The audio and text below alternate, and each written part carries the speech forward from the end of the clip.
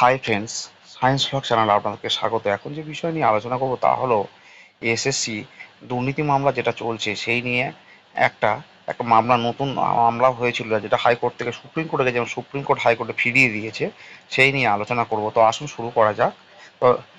তো দাঁড়া, এসএসসি দুর্নীতি মামলার মোড় দাঁড়া, আমি যোগ্য প্রমাণ করতে পারলে হাইকোর্টকে কেন শুনতে হবে, প্রশ্ন সুপ্রিম কোর্টের।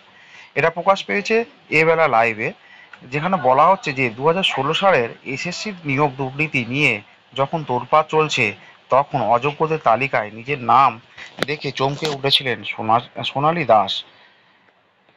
তাঁর দাবি, কোনো দুর্নীতি নয়, এসএসসির ভুলের কারণে তিনি আজ অযোগ্যদের তালিকায়। নিজেকে যোগ্য প্রমাণ করতে তিনি আইনি লড়াই শুরু করেন এবং শেষ পর্যন্ত সুপ্রিম কোর্টের দ্বারস্থ হন।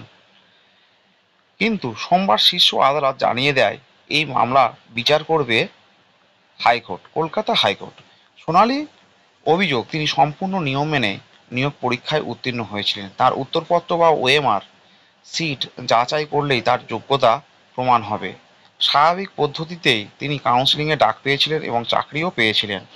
কিন্তু হঠাৎই সিবিআই এর তদন্তে প্রকাশ পায় 952টি ওএমআর সিটে ব্যাপক গরমিল। সেই তালিকায় সোনালীর নামও উঠে আসে। এরপর থেকেই তাঁর আইনি লড়াই শুরু হয়।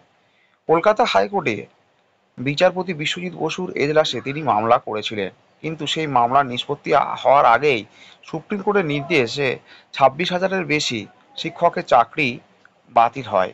শুধু তাই নয়, আদালত আরও জানায়, যাদের বিরুদ্ধে দুর্নীতির অভিযোগ তারা নতুন করে পরীক্ষায় বসতে পারবেন না।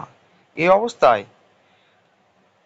সোনালী আবারও সুপ্রিম কোর্টের কাছে আবেদন করেন। তিনি নিজেকে নির্দোষ প্রমাণ করে নতুন নিয়োগ প্রক্রিয়ায় অংশ নেওয়ার সুযোগ চান এবং প্রয়োজনে পুরো প্রক্রিয়াটি সাময়িকভাবে স্থগিত রাখার আর্জি জানান। কিন্তু বিচারপতি সঞ্জয় কুমার এবং অরবিন্দ কুমারের বেঞ্চ এই আবেদন খারিজ করে দেন।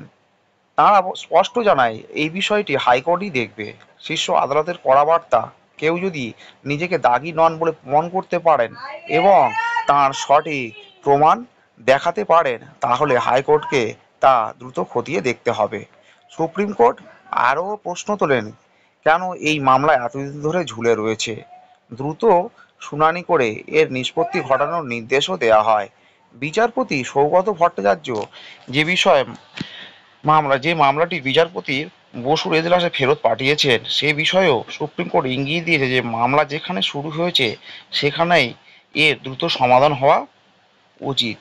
তো ফ্রেন্ডস, এর থেকে বোঝা যাচ্ছে যে 952 জনের যে অযোগ্য লিস্ট সিবিআই বলেছিল, তার মধ্যে একজন চাকরি প্রার্থী নিজেকে যোগ্য হিসাবে প্রমাণ করার জন্য নথি পেশ করেছেন সুপ্রিম কোর্টে এবং তার মামলাটা পুনরায় হাইকোর্টে ফিরে এসেছে। তো আজকের এই পর্যন্ত আপডেট। আপনারা যদি ভিডিওটিকে পছন্দ করেন, অবশ্যই করে চ্যানেলটিকে সাবস্ক্রাইব করবেন, বন্ধুদের মধ্যে ভিডিওটিকে শেয়ার করবেন, লাইক দেবেন।